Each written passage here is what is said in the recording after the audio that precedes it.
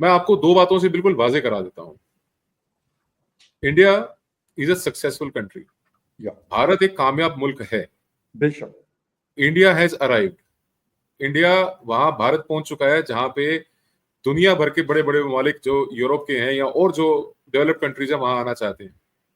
हमारी diplomatic powers यानी कि जो हमारी डिप्लोमेटिक कुव्वत है, हमारी इकोनॉमिक पावरस यानी कि जो हमारी माली कह लीजिए या आपके उर्दू में जो भी आप बोलते हैं, जी जी वो वैश्विक स्तर पे हम तीसरे नंबर पे जाने वाले हैं। बहुत जल्दी हम तीसरे नंबर की वर्ल्ड की इकोनॉमी बन जाएंगे। मिलिट्री पावरस है, इंटरनल सिक्योरिटी है, पॉलिटिकल स्टेबिलिटी है। हर एक वो चीज जो एक सक्सेसफुल डेमोक्रेसी के अंदर, एक कामयाब मुल्क के अंदर होनी चाहिए, वो आज भारत में मौजूद है।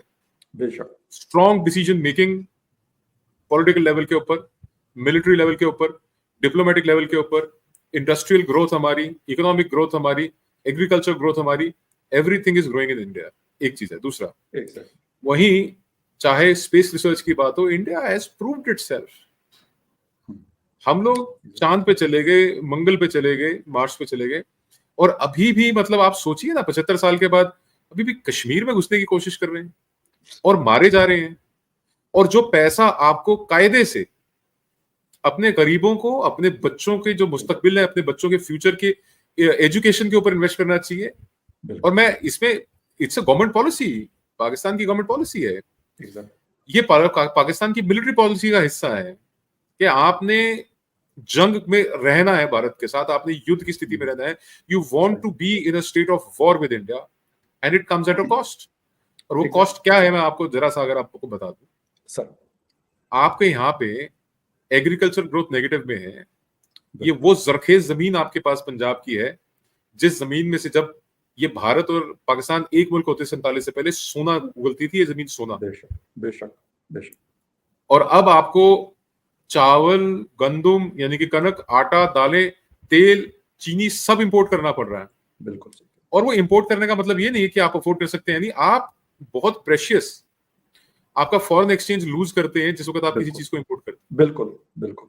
आपका मुल्क डेट ट्रैप में फंसा हुआ है, ऐसा डेट ट्रैप में फंसा हुआ है कि आप ब्याज, सूद, इंटरेस्ट, जो कि कायदे से इस्लाम में हराम है, उसके चंगुल में उस हद तक फंस चुके हैं कि आपकी आर्म ट्विस्टिंग और ब्लैकमेलिंग दुनिया के जो बड़े फाइनेंशियल इदारे हैं, वर्ल्ड बैंक है, एडीबी, एशियन डेवलपमेंट बैंक है, चाइना है, या और जो पश्चिम के IMF है, वेस्ट के, चाहे वो यूके है, यूएस है, ये सब आपको आर्म ट्विस्ट कर रहे हैं।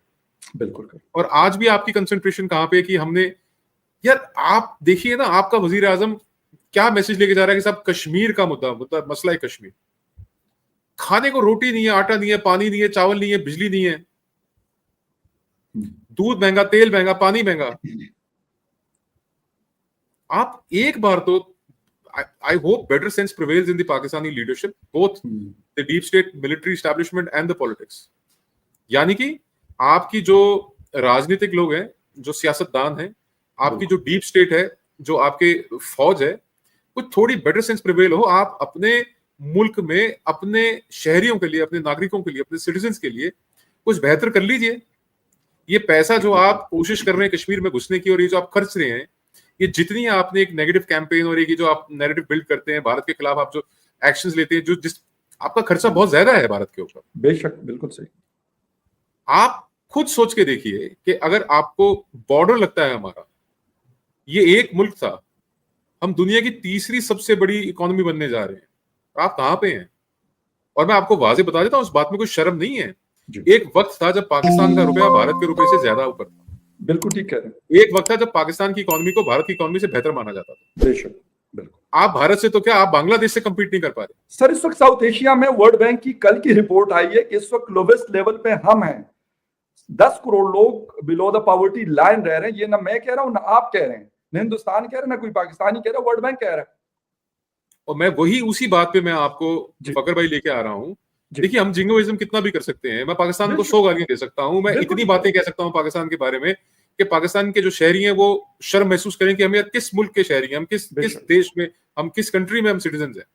बट मैं वो नहीं कर रहा। मैं ये कह रहा हूं कि अब थोड़ा सा वेकअप कॉल आना चाहिए, एक रियलिटी चेक होना चाहिए कि दरअसल ये पैसा जो आप भारत से लड़ने के लिए या भारत के खिलाफ साजिशों में खर्च रहे हैं, अपने शहरियों पे खर्च लो। अपने बच्चों का मुस्तकबिल बना लो।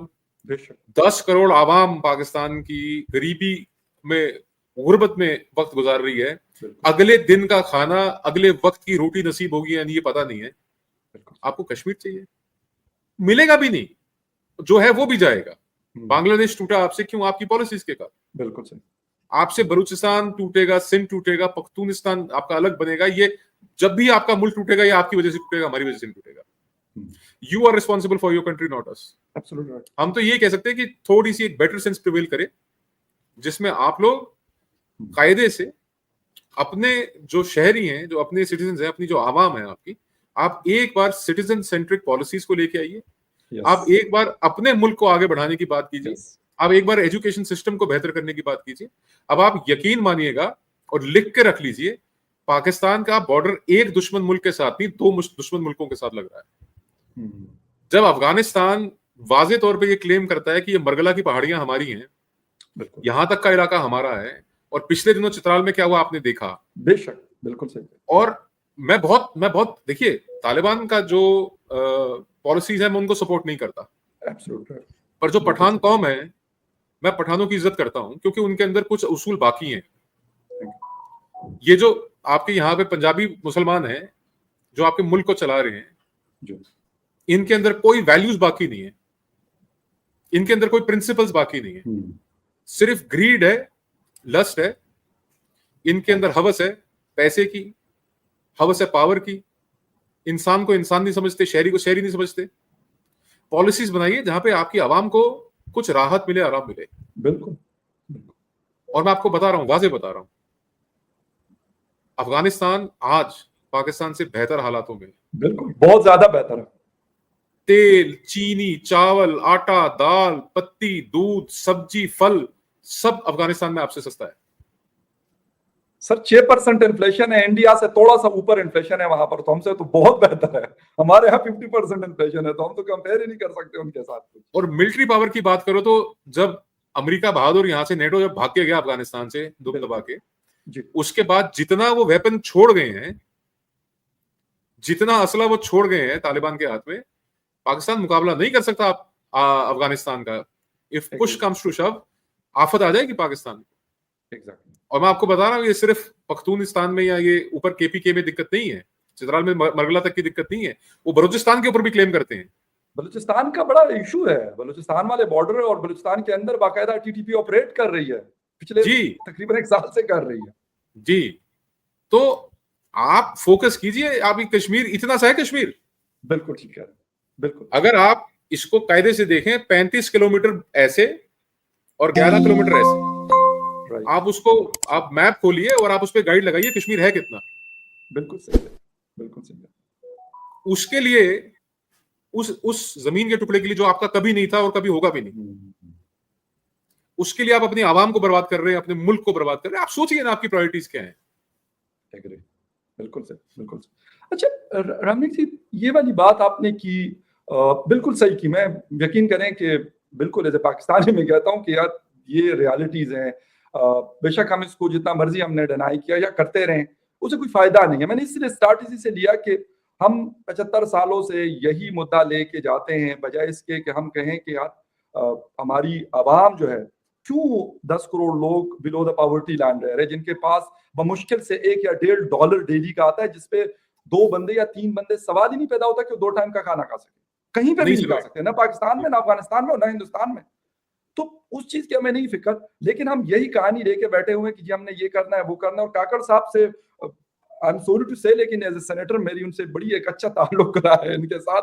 अब प्राइम मिनिस्टर बने तो खैर मेरी कोई मुलाकात नहीं है, लेकिन इससे पहले बहुत ज्यादा होता रहा। लोग कहते हैं एस्टेब्लिशमेंट के आदमी, और खैर है भी, इसमें कोई वो नहीं है। लेकिन रामनिक जी, एक चीज, इंडिया ने एक सफर शुरू किया, 1947 में हमारी सेपरेशन हो गई, 71 में बांग्लादेश सेपरेट हुआ, हमसे अलग हुआ, एक अलग मुल्क बन गया। लेकिन जब हम बांग्लादेश को देखते हैं और हिंदुस्तान को देखते हैं, तो कहीं पे कंपैरिजन बनता नहीं है। बल्कि मैंने तो आपको कहा कि अफगानिस्तान के साथ भी मैं पाकिस्तान की कंपैरिजन नहीं करता। $89 का है, इन्फ्लेशन रेट वहां पे 6 से 7% है, मेरे मुल्क में 50% है। यहाँ पे $300 का है, वहां पे इतने का है। वहां पे लोगों के पास चीजों की अवेलेबिलिटी मेरे से बेहतर है। वहां पे लोड शेडिंग ऐसी नहीं है जैसे कि मेरे मुल्क में है, बिजली के इतने बिल नहीं आते जितने कि मेरे मुल्क में आते हैं। तो ये सारी चीजें कौन सी गलती कश्मीर के अलावा कौन सी ऐसी गलती आपको नजर आती है कि पाकिस्तान ने फोकस नहीं किया अपने प्रॉब्लम्स के ऊपर, कहीं और देखता रहा? देखिए क्या है कि जब डाउनफॉल होता है ना, जी, उसका एक कारण नहीं, उसके वजूहात कई होते हैं, और ये कम्प्लेक्सिटी होती है इन सारी की सारी प्रॉब्लम्स की, जब इकट्ठी होती हैं तब आप एक कोलेट्रल फेलियर देखते हैं, जी, जो पाकिस्तान के सूरत में दुनिया आज देख रही है, कोलेट्रल फेलियर देख रही है कि धीरे धीरे धीरे ये एक फेल्ड नेशन, एक फेल्ड स्टेट की तरफ बढ़ता जा रहा है। राइट, आपकी कंट्री के अंदर सिविल वॉर की स्थिति आने वाली है बहुत जल्दी।